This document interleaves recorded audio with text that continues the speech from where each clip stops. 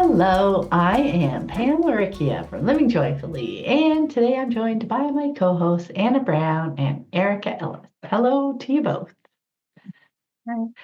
So today we are diving into another unschooling stumbling block, personal hygiene, and I think this will be a fun one to discuss.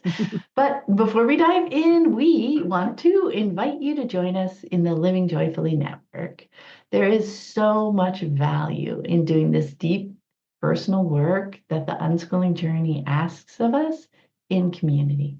Because while everyone's journey is absolutely unique, we all face similar obstacles and challenges. For example, like navigating personal hygiene with our kids, and that is where the power of community shines. So to learn more and join us, just follow the link in the show notes or go to livingjoyfullyshop.com and click on community in the menu. And now, Anna, would you like to get us started?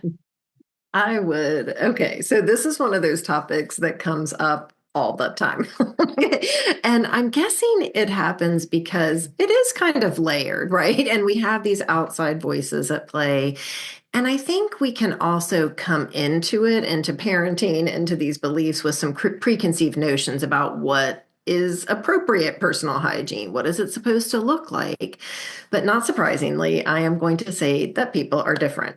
And what's really cool about this, related to this topic that we're talking about, personal hygiene, you can find validation for just about any choice that you make out there, because we have the bathe every day people, we have the bathe once a week people, we have people who wash their hair every time, and others who don't, and some that don't ever use shampoo on their hair, and so taking a minute, to know this, it actually, just how it plays out different in different cultures and around the world. I think that allows us to shut out the outside noise and tune into the person in front of us to actually find something that works and feels good to them and to us, because I feel like just from all the many years of talking with unschooling families and just families in general that are not unschooling, I think most children go through an aversion to bathing season. And so, for some, it can be really intense and there can be some serious sensory pieces involved. And, that just makes bathing dysregulating and really feels scary and hard. And for others, it just isn't a priority because they're having too much fun, doing something else. And then I know lots where they love their nightly bath, and it's not a big deal. And teeth brushing is not a problem. And it works and is smooth for them. So I think the big takeaway, and, we're going to dive into this, but I think it's just knowing that there's no one way to approach hygiene. And so it really can leave space for us to find something that works for all of us. And I'll talk a little bit more about kind of my piece of that too, because I think that's the key. It has to work for all of us. It has to feel comfortable for everybody in the family. And so when we can get creative and let go of that outside noise, that's where it doesn't have the weight. Yeah. I mean, it is a big topic and it does come up so much. And I think it's because there's just so much fear in this topic Yeah. for adults and parents. Because I think, as parents, we're thinking this is our responsibility. This is very important. Their lives are at stake. It can feel like this very high stakes area, along with maybe food. These are the things that are like, this is very important, right? Very important. But I think as we are feeling those feelings and thinking in that way, we have to start trying to see, like, how I know you mentioned this all the time, Anna, about like where the messages are coming from, because I think that it may be that we have our own personal fears about things that are hygiene related, but I bet a lot of it is coming from, what are people going to think about how my child's hair is looking today? Or what are people going to think if I, walk outside and they're like this? And so it's, maybe the judgment of our relatives. Maybe it's just the judgment of strangers on the street.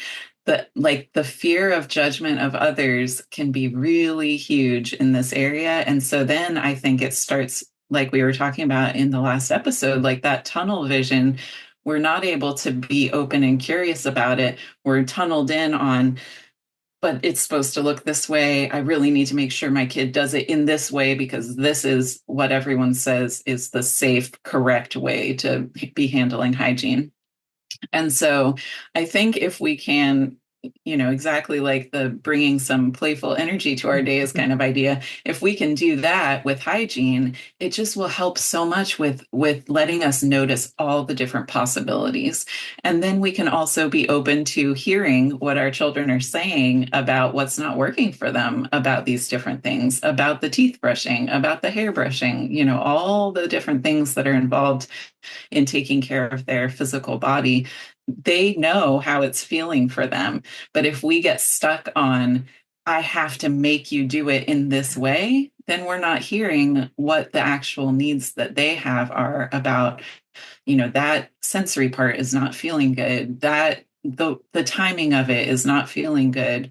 And there are, just thinking about teeth brushing, there's like so many different tools that are out there for brushing your teeth. Like it's not just a toothbrush and toothpaste. There's all different things.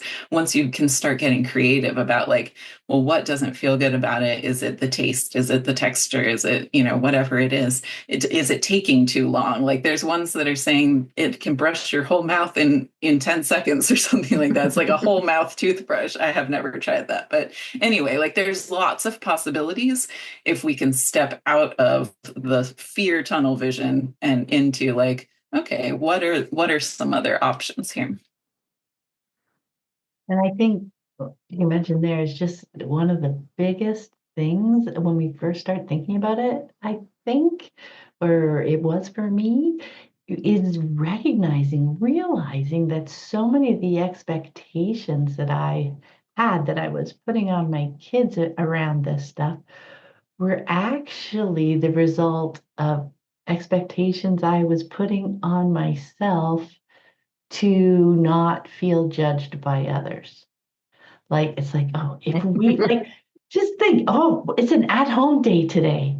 We don't have to like dress in these particular clothes. We can wear our pajamas. Like, just imagine what's the difference between an at-home and an outside day? Like, is there a difference? That might be a great place just to start playing with it and playing with, oh, what expectations am I putting on myself that I need to do as a parent so that I'm not judged by other people? Like for me, that was a big one, certainly at the beginning of the journey, and one I just keep, continue to ask myself, because we can put them on us as adults as well, right? But we're talking about our kids now, and these can be big things, and they can cause so many rifts in our relationship, and we can get that tunnel vision, like, no, we got to do this.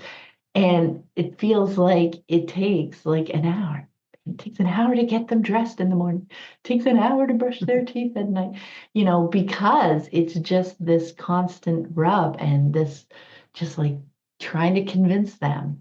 And I think that can be another great clue. If we find ourselves trying to convince our kids, whether it's a shower or toothbrushing or to finish their plate or to wear these clothes, when we find ourselves trying to convince them, that is great. Oh, this is something like, we were talking about last time, like those rubs are probably great places to start. And so, yeah, then going into, oh, like recognize, is that an expectation I'm holding? Why am I holding that expectation? Your conversation, Anna, about, the different cultures, how you can find people like recommending and saying like, oh, this is the way, and they're all different. So really, it can be, oh, so what actually works for us instead of us fitting into a thing or a way of doing a thing, like what way actually works for us and helps for us, and playing around with like just like your different shampoos, dry hair shampoos, different toothpaste, different toothbrush, some sort of funky 10-second full mouth brushing. I know, I'm curious about that now. I What saw it is on that Instagram. about? Okay, we're gonna look it up. What really struck me was something you said, Erica, just about the fear piece, because So this comes up a lot in a place like the network. So this is kind of a little plug for the network too, because someone will come with what feels really weighty about personal hygiene, whether it's a toothbrushing or knotted hair, or, what are we going to do about this, not wanting to bathe. And you can feel the weight, right? You can feel the fear. You can feel, that they just feel so stuck. Because I think with fear, it's the opposite of creativity, right? It just like completely shuts that down. We're just so stuck. I just stuck is kind of the word that keeps coming to mind. But what's really cool about those threads is that then you'll see this like boom, boom, boom of people saying all the creative ways that they've fixed the hair, done the thing, made toothbrushing fun, did this. And then you feel the lightness come to that person of like, oh, and it's not that any one of the answers are necessarily the right answer for their family, but the block is gone. The fear is lifted up. Oh, other people have to deal with this. Oh, there's lots of different ways to look at this problem, and we can start getting creative. And so that's a lot. I feel like this relates to the podcast a couple weeks ago about being playful. And for me, it's like feeling that in your body. If you're feeling stuck, it's not going to go well. Just step away from the problem. If you're feeling that in your body, step away and figure out how to lighten your energy, bring some support to yourself. If you're feeling concerned or worried, talk to someone else. And that's why it's nice to be able to talk to people that may also be in a similar situation, because then you're going to get interesting, creative ideas that may actually work for your family. But I think the big gift of it is just opening it up and realizing there's so many different ways to tackle this one problem that I thought there was only one way to get through it. And that one way is usually either typically something we've gotten from our family, or we've read something that's maybe a bit more dogmatic about, washing or not washing. Because you're so right, Pam. Like there's a whole host of people that are like, don't wash, you're taking stuff off your skin that's really beneficial, And then there's the other people that are like, germs, we have to wash everything. And so we can let all of that go and find what works for us and really tune into our kids. I love that you said that, Erica, because they have things to share. And while baths may be a no-go, what if it is just for one small thing? I don't like this temperature of the water, or I don't like how it feels slippery on the bottom. We had that at some point. Just put a towel. Yes, it gets wet and it's messy, but if that feels better to them, or that might feel worse, or they don't maybe like this itchy part. And then it's like, okay, the bath's not the problem.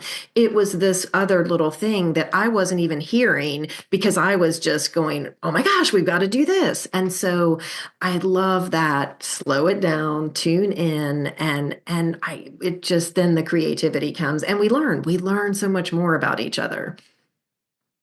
I love that slow down part too, because it's whenever I'm getting into either trying to rush through or I'm stuck in that fear place. That's when these things don't work well. when I can be, basically feeling like part two of last podcast of bringing a playful energy. Like that is how this stuff gets easier. And right, like checking in with the people on the network about all of these topics is so incredible, because anything that feels like this gigantic weight, scariest thing that we've ever been through, you type it on there and it's like, oh yeah, my kids went through that phase as well. And it's like, oh yeah, okay. And when you were talking about the kids' needs again, that just brought up that it could be things that aren't even at all related to the hygiene thing itself. True. And so that's why I think just like getting completely, that open, playful, open and curious mindset is so important, because it really could just be like, I don't like the way that you do this particular part of it. Or, like it could be, I don't like how we are trying to brush my teeth right after this. Like, what if it's too soon after having a drink, or the water doesn't taste good after I brush my teeth. So I need to drink first. Or, it could be just a million different possibilities of like, what are the things that are bothering them about these particular behaviors that we're like trying to make happen. And so I don't know. Yeah, we are just always learning more about our differences. And so with my kids, I like to kind of expand the possibilities and kind of talk about it as in like, well, some people like to do it this way. And I've heard that some people do this, and I've heard that some people do this. And so, like kind of looking at all the different possibilities of what different people do might give them an idea of, okay, like I don't like the way that mommy does it herself, but here are some other people who are doing things differently. And so, I don't know, just kind of widening our view of what's possible. Yeah, that's so helpful. And I think like going back to that weight, that we can feel when it's like, I can't see anything, any possibility for moving forward, but I need to make this thing happen. I think can often be because we are projecting that into the future. Oh, they're having a hard time. I can't get them to brush their teeth the way I want them to brush their teeth now. And that's just going to be the way it's going to be forever. I have to solve it today, or we're never going to do it again. So, like, often, How are they going to get a job? yeah. They like to wear their pajamas all day. Oh no, no. Yeah, that is so much it. Like, so being able to kind of release that weight of reminding people that people change. This is a season. Maybe like ways, and I do like the like don't sweat the small stuff phrasing. Like these are just little pieces. Instead of looking at like this day, look at a week, look at a month, look back at previous seasons. Oh, I remember when they used to do this thing and I thought they would just do it forever. And oh, I noticed they hardly ever do it anymore. Like sometimes looking back to recognize that things often move seasonally, that we grow and change, can help us from getting locked into, I need to solve this thing right now, which takes away the playfulness, takes away like seeing the other possibilities. Oh, some people do this, some people do this, some people do this. And you might find something that's totally uniquely you inside that whole spectrum of possibilities. So yeah, I think just finding the way that works for you to release the weight around it that doesn't put so much pressure on it, it can just be so super helpful in just bringing, again, like we were talking about last time, the creativity to it, right? Right. And that's where you can find their needs. That's where you're now more open to having conversations and finding out what's going on and where you can actually get playful and creative.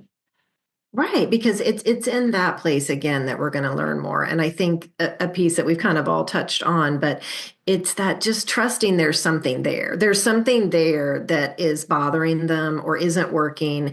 And I think we can get stuck in, especially if we're in that needing to check the box and get through the day. And, when we have that more hurried energy, we can just feel like they are literally trying to thwart us. They're just trying to do this thing to make my life terrible, And so when I find myself in that space, I'm like, okay, slow down, slow down. What's happening? The world is not out to get me. What can I do? And then again, like you said, Erica, it can be the tiniest thing that's not even related. And I'm like, oh, we can fix that. We can change that. But when I'm just having this frustrated energy of we just have to do that and I'm pushing, pushing, pushing, they don't even want to speak up about what the thing is because I don't seem open to it. I don't seem open to really hearing and understanding what's happening for them. And, when we think of, sometimes I think it's helpful to think about us as adults, like we have these little quirky things that we do. Like we've all found our way that works for us with our hair or with our hygiene teeth or with our, whatever the thing is. And it's like, oh, they're discovering that for themselves and it's going to be different for them. But to give space and to honor that, I don't know. Sometimes when we can see it in ourselves, it's easier to go, yeah, it makes sense that they're going to have these particular things that they have to find and work through. And again, just being open to tags feel bad to some people. And I know with my oldest, she'd always want to wear like the softest pants and no tags and no nothing. I mean, really, until she was a teen, I thought she'd always wear that. So the pajama comment reminded me, Pam, because I'm like, we just kind of went with clothes that were like pajamas, that you would super soft, super comfortable, because that's what helped her nervous system be able to handle things outside of the house.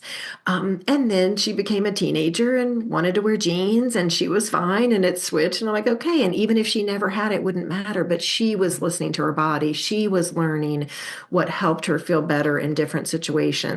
And that's kind of cool, right? So if I can get out of my head and step back and watch it, then I can enjoy this process of this human finding what works for them in the world.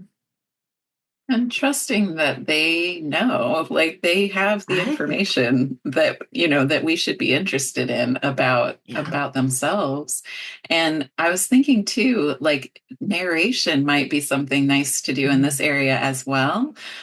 Because I think a lot of times it's this kind of top down giving orders in the area of hygiene. Mhm. But if it could be more like, something I've noticed about myself is when I'm more stressed out, I get stinkier armpits. Like, is that something weird or interesting? And so, just like kind of talking about hygiene things of like, just my teeth feel so nice and clean after I brush them at night or whatever. Just anything that's like my experience of my own hygiene practices, then it starts to get them to think about how does it feel for me? What do I like about, how do I feel after I take a shower, have a bath or whatever? And so yeah, I think it's kind of related to like sharing other people's ideas too, but I think especially just for me, rather than talking about I think you should do this, I could say, well, I do this because then I feel like this, or then, I feel clean in this way, or whatever it is.